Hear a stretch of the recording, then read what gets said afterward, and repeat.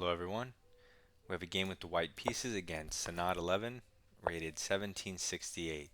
He plays b6, allowing us to put two pawns in the center. So unfortunately, no Jabava London for you guys. He goes bishop b7, immediately targeting a pawn. I'll develop a bishop and defend. He double fianchettos, or he plans on it anyway.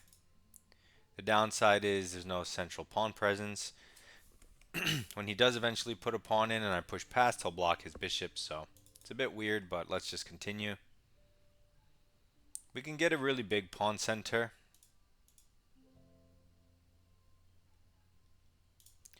So let's do it. Let's play f4. A bit more risky, but I like to do this to try to punish passive setups. He develops a bishop and hunts a pawn. Now we can develop behind the f pawn and defend. He now plays e6, trying to keep my pawn pushes at bay, giving a square for his knight. So he's going to play super passive, it seems. And we can just castle. Fair enough. Good to go. White has no problems, of course, and black is cramped, or will be cramped soon enough.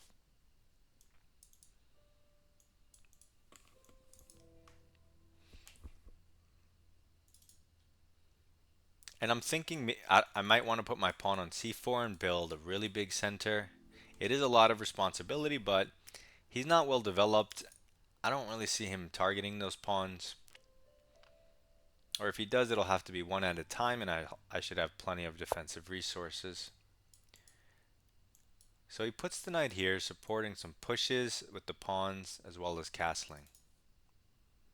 Now, you don't need to try to destroy them immediately unless they give you the opportunity, but don't force it, is my point. I say let's continue with the big center, take away squares, and he castles. Now it seems very natural to get my piece behind the c-pawn, and he finally strikes out at our center with f5. Okay, so I'm obviously not going to take and open up three of his pieces. We could push past. That would block his bishop and his rook. And this bishop is not a big deal. He shouldn't trade it for the knight. If we let him take, he opens up the f-file for his rook. Let's try not to do that. So let's push past. In the name of restricting his pieces and gaining space. So he develops the knight, pressures the center, but it's in front of his c-pawn, so it's a bit odd. Maybe he wants to harass the bishop, but the bishop can drop back and kick the knight. He's going to have to try to break the pawns further, but do we push? Can we push?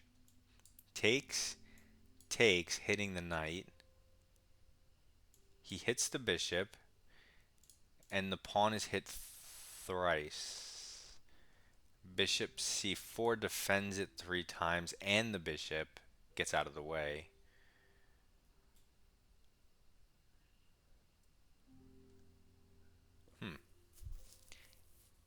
And then if he goes d6, we go e6. If he goes c6, we go d6.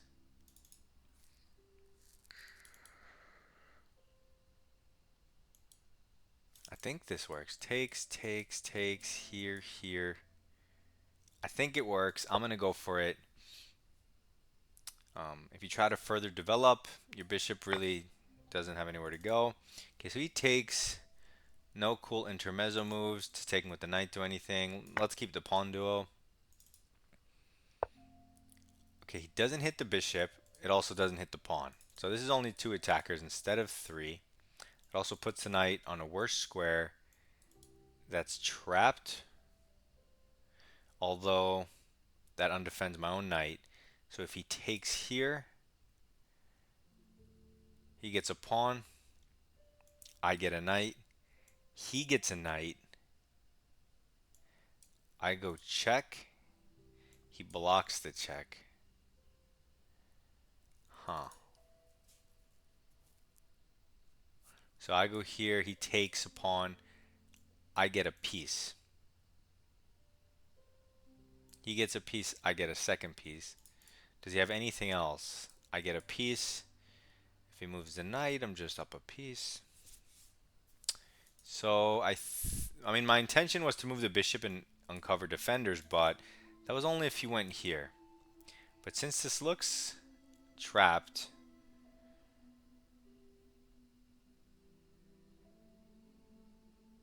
his only try is to get me to blunder the advantage away by trading. But okay, he takes with the bishop, but that doesn't threaten anything. I could just pick up a knight. I could also take the bishop first because the bishop is his best piece by far, and his knight's still hanging. Yeah, otherwise if I take the knight, he's going to go back in his little hole and have a strong piece. So let's take his best piece. And if he takes this, then we'll take that. And at least now we got the bishop out of it. Okay, now he goes further in our territory but falls prey to the check.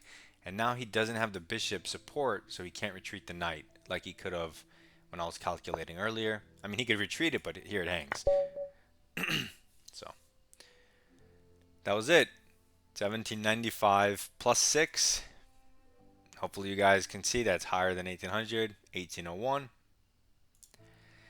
What the heck just happened on my board?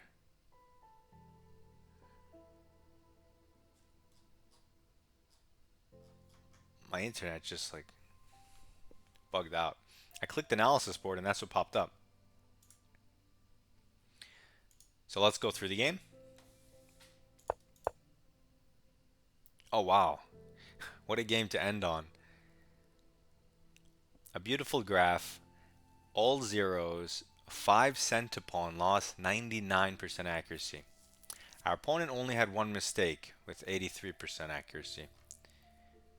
So he held up pretty well, but when you play this defensive and passive, a good player probably won't let you off the hook.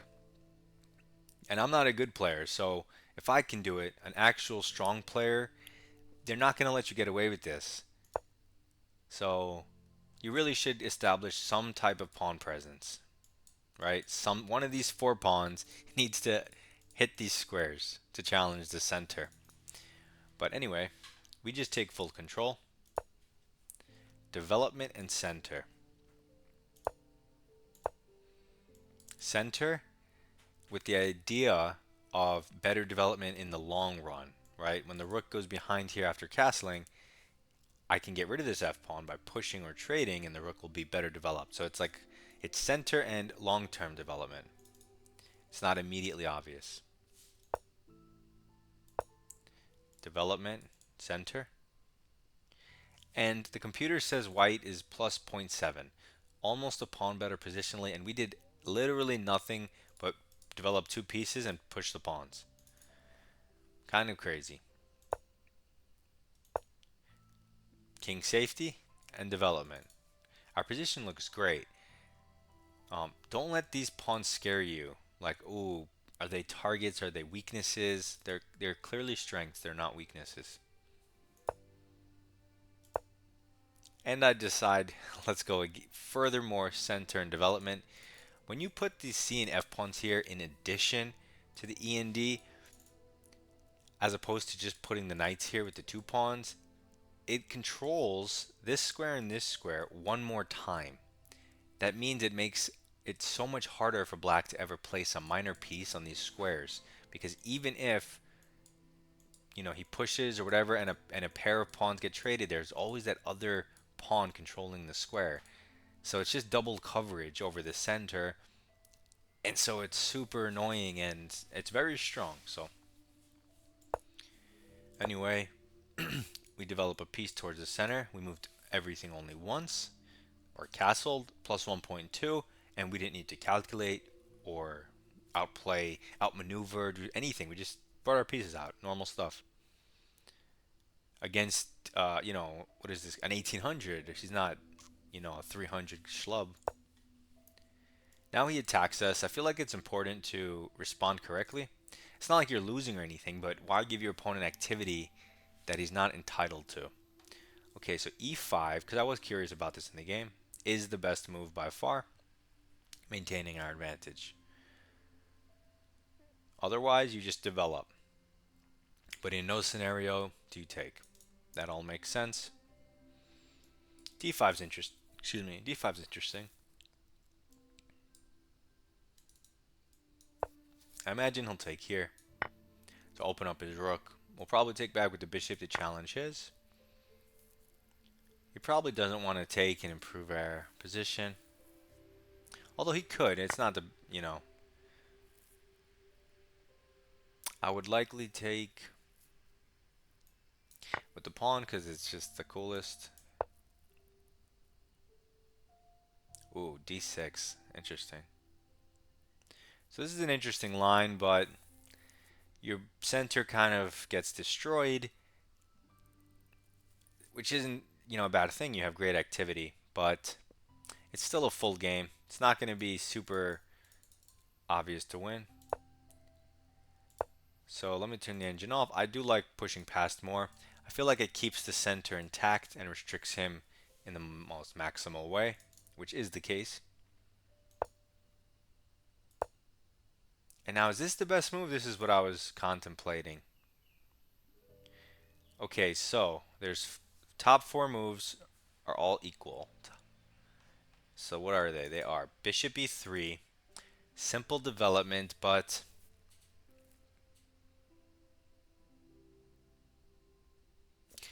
almost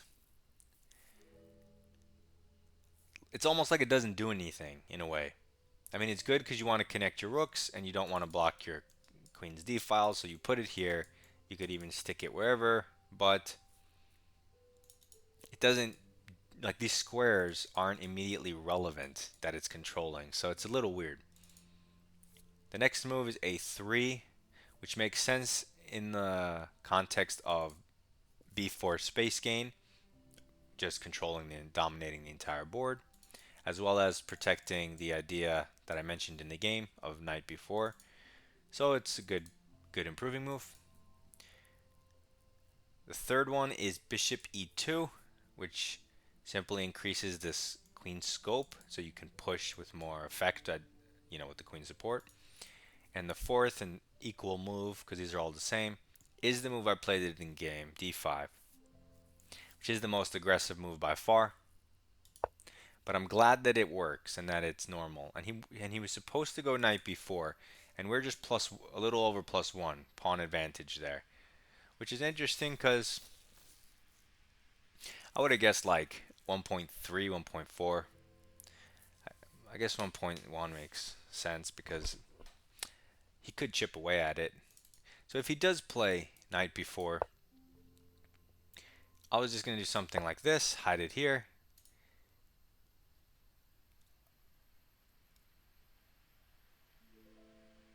Wait, you can't do that, can you? I guess you can, because this, you intermezzo the kick, he has to go back, and then you can take. Huh. Okay. Yeah, so that's what I thought he was going to do. Or I thought he might take first and then go here, in which case the c4 square is available. He takes and it immediately goes to completely winning. So from +1 to +2.3, completely winning. It's so weird.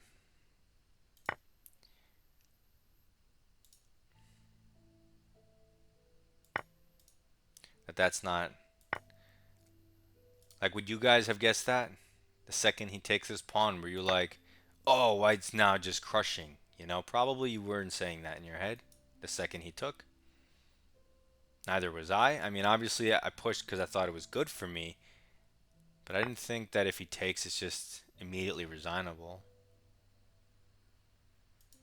And if he doesn't take, I guess I'm not really threatening anything if he moves the knight, because I don't want to break up my pawns. I mean, maybe one day you can push, but for the time being, you would just keep it. So yeah, he shouldn't take. Huh. But he takes and we take. Now I thought he might go knight b4, But now it doesn't matter because he's completely lost no matter what he does. He had to go knight before without taking. And my plan was to go bishop c4, adding the third attacker. So this all works, so that's good. At least I was looking at the right thing. And whenever you can get two pawns like this, and they're supported by the pawns on the side, you know how I always put two pawns in the center on the fourth, but if you can get the same thing but on the fifth, past his pawns, it's super strong. So that's why this position is completely winning, even though I'm not up anything. These two pawns. And my just overall good development. But the second he goes to the side, it's +4, and the best move is to trap the knight, which we did. And yes, his best move is to try that counter check trick, but it doesn't work. But it was worth a shot because some players might automatically just take. But instead he takes with the bishop. Now we get the bishop, the knight, the other knight, and he resigns. So it feels good to end the speedrun on a perfect game, um, where we show you how to punish a double fianchetto with a 4-pawn setup in the center. Hopefully this gives you a little more confidence to at least put 3 pawns in the center when your opponent plays like this. Good luck in your speedrun, in your chess, guys. Hopefully you enjoyed the speedrun, and I will look forward to seeing you in the next one. Goodbye.